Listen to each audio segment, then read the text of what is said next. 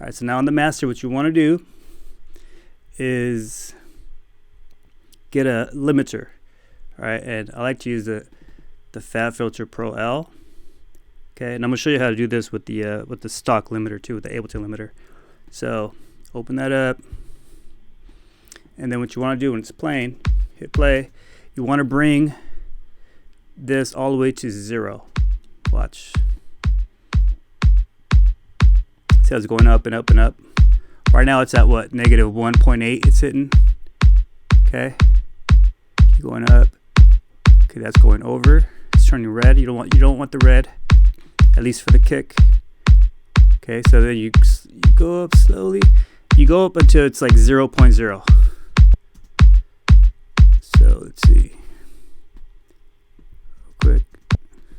Reset this. Okay, so then you grab it. I like to hold the shift down and then scroll up. You see that -4, -3. You want to get it to the 0 and don't go over the 0. -0.3, -0.2. Boom, there's 0. And watch what happens when you go a little bit over. See, it starts to turn red. Now you're going over 0.1, but you don't want to do that, right? And then you can click it to reset it. It's still going over. So you go back over here, you bring it back down. Click it to reset. Click this one. Okay, it's 0.1.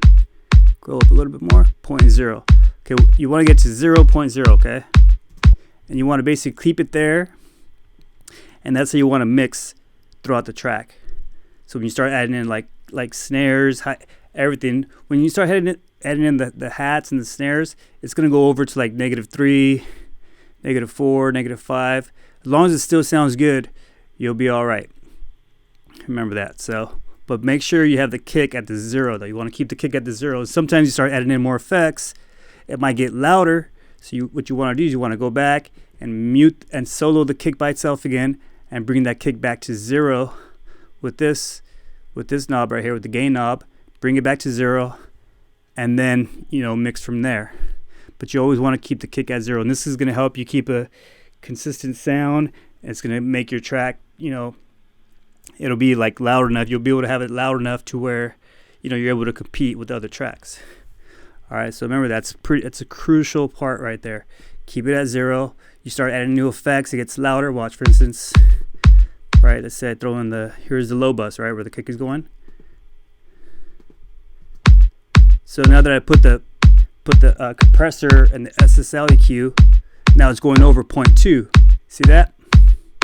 Like, darn it. Okay, so because after a while it's definitely going to go up when you start doing different things, right? It's going to go up. So then you just come back, bring it back down, reset these, right? Click both of them, reset them. Then press play and bring it back to 0. Bring this back to 0. Okay, and bring it back to 0. Whoop, went over.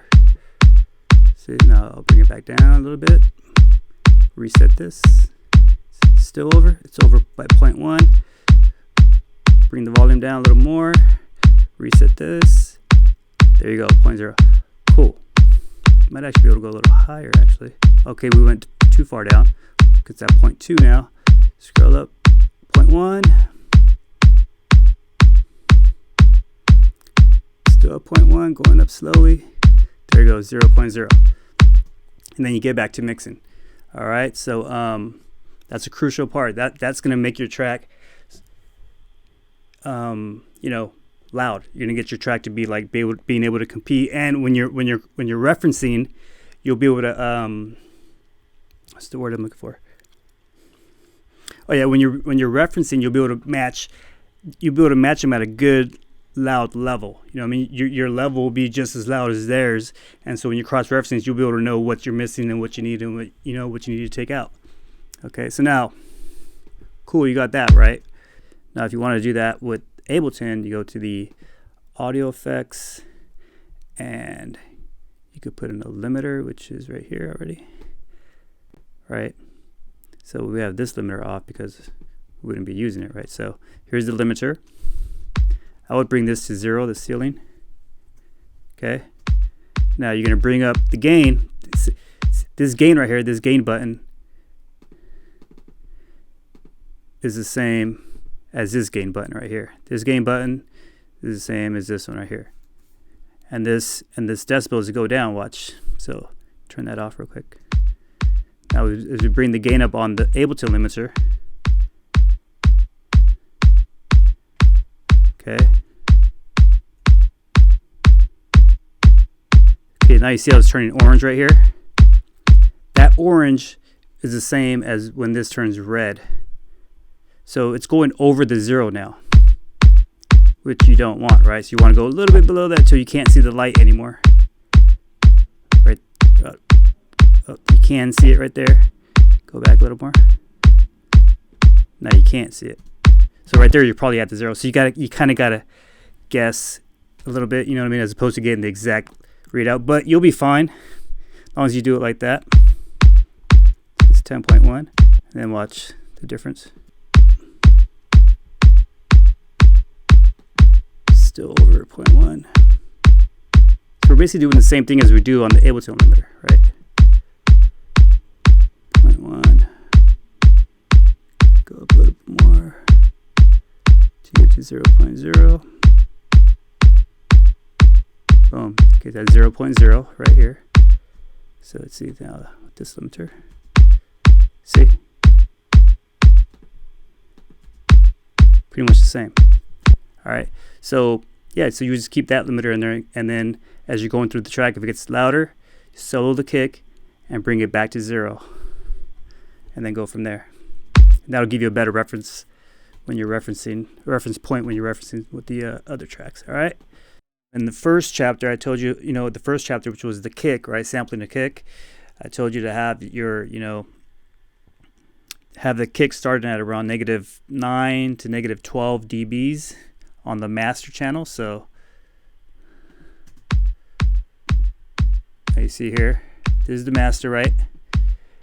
And then it's going to -9.56.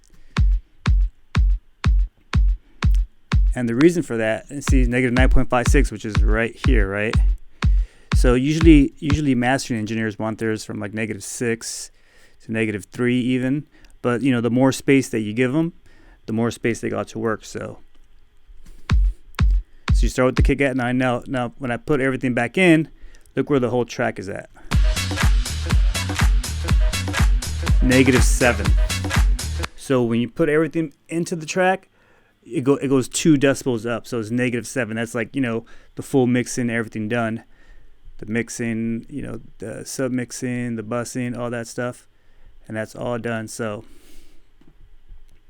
yeah, so and the mix and the mastering engineers, they want your mix, your rough mix, your final mix, they want it with about -7 dB.